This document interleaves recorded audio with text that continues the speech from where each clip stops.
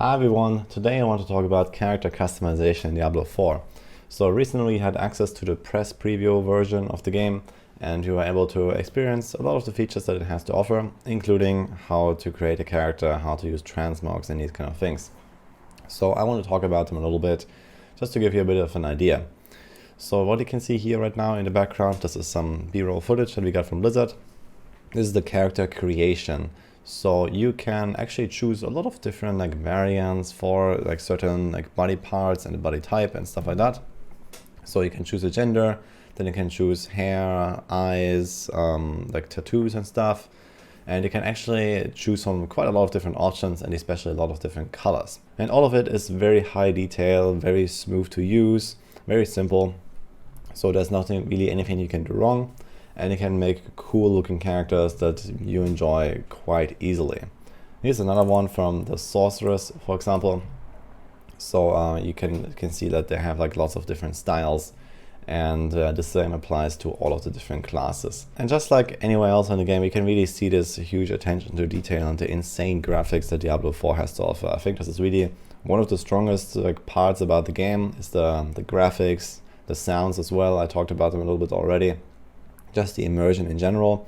And you can see that they've really tried to capture some kind of realistic and dark and tone basically, so that it doesn't really seem super out of the ordinary with some unrealistic body shapes and transmogs and all these kind of things. And speaking of transmogs, here are actually some examples from their blog post from June 2021. So there was this update here where they actually have previewed a lot of these things already. But as now it's a bit easier to find a bit of a relation to it basically after having played the game and seeing how it all comes together basically. So there are two steps in shaping a character's appearance. One is the character creation, where you customize the body and the look of the character in general, and then you also have the transmogs. So this is very similar to how it works in WoW or in Diablo 3, probably more towards Diablo 3. Where you can choose certain item pieces like your body armor and your pants and your boots and your weapon, and you can change their appearance to any of the other appearances you have unlocked for that slot. And you can also change the colors. And the cool part is how the colors actually work is that they are a color palette. So when you go to the wardrobe and you want to change the appearance of your character, you can actually select it's a collection of colors. It's up to 4 colors. And when you apply it to one item, it will have different pieces colored in different variants basically. So for example, if we just take any snapshot here from this barbarian, so we put this here, we have for example this black color, and you see everything is mostly a black tone, but then this color palette might also have the different for example this golden color here, and then this gray, and probably this brownish here. So those 4 colors are this one palette, and different pieces of your equipment are going to be colored in those different individual colors basically. So the neat part about this is that it all comes together very nicely, very easily. In fact, you actually have the option to instantly color all of your items in the same color palette with one click. So you just need to hold down the button and then it applies to everything, which is very cool. So you can very easily make a pretty cool looking character that has one coherent appearance. Now personally, I'm not really a player that cares too much about transmogs myself. For example, when I blast Diablo 3, I rarely transmog my characters at all, partly because it's too time consuming. So even this 1 minute I don't really want to spare, but also because it's just kind of an irrelevant feature for me most of the time. But I gotta say, in Diablo 4 that's a bit different. And it's very easy to use, it's way faster to use, so in literally a matter of seconds you can make a pretty cool looking character. And you also have different appearance slots, so you can save your appearance as this or that, and the whole set basically, and then swap it to another one that you have saved in just one click as well. So you can imagine this a little bit like the armory feature in Diablo 3, but just for transmogs. There's actually no armory for builds or equipment in Diablo 4 because they don't want you to swap your builds around all the time. So this is all kind of done manually and step by step. That's a pretty cool feature in my opinion, and especially with them pushing this whole like, you know, visual, like high quality imagery, and you know, the cosmetics shop and the cosmetics you can unlock from the season's journey and these kind of things. So you would expect that they definitely put a pretty high priority on this.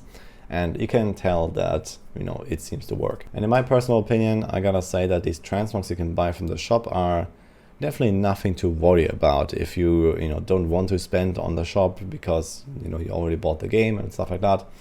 You have tons of transmogs to unlock just by playing the game. I think there were like, I don't know, 15, 20 different appearances that you unlock just from playing in each slot. So there is definitely a lot of options, and you can quite easily combine and mix and match things, and it kind of works out most of the time. So if you're curious how the shop works, there's also this blog post here from August 2022 where I have previewed some of the features and how that works. And essentially you have like this button here at the top in the menu with the shop, and you can go there. You can spend this like premium currency. I don't know what it's called actually.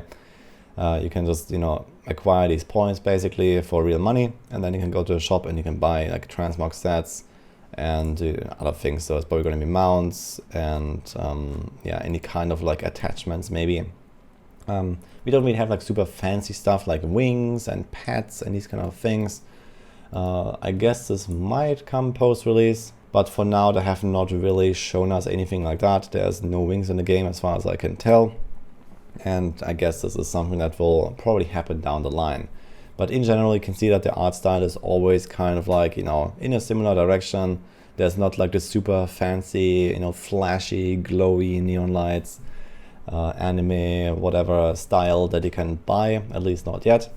And also wouldn't really expect that to happen, at least anytime soon. But yes, as you can see here, the left side is like the in-game transmogs, and they also look really good and really high quality. And right side is like the shop stuff. It mostly just allows you to customize your character, or like give you like some appearance that is like, yeah, different, but not necessarily like better in my opinion. So if you want to have like a certain style, or if you see one in the shop that you really like because it has some cool like, theme or something. Yeah, like this is probably like the best example of those. This is like a rogue, and they have like this, yeah, pretty clear like, hunter theme with like this, fur and the skull here and this like elk bow or something. So yeah, this is kind of like what they're going for, I guess. But for now, we know that the shop will not add any like power, any pay to win, or any kind of features that give you an advantage of any kind. So it's all transmogs or like mounts and these kind of things. And I don't really see that changing anyway. The only thing that I could kind of imagine would happen is maybe character slots, because a lot of people will ask for that. And the same with the stash, I guess. I don't think it's like out of the question that they will sell stash space, because it's also relatively limited. It's not really something to really worry about for most casual players, I imagine, but at least for the power gamers, I would definitely expect that they want some more stash space, especially if you play like, 3, 4, maybe more characters in a season or something like that. You might run into trouble. But we don't know about this, and maybe closer to release or after release, we're gonna get some updates on the shop, and there might be, stuff like stash space. I would approve of that, honestly, because, well, I definitely don't want to delete my characters like every few days or something because I want to play a new one. So that would be kind of nice to have maybe some option at least for the blasters, but we'll see. So this is what I have to share here for now for character customization and the transmogs. I think even as someone who usually doesn't care that much about it, it's a pretty cool feature, so I'm definitely going to play around with this and make some cool looking characters, very easily. And let's see where this will go from here. Hope you enjoyed this video, and I'll see you guys next time.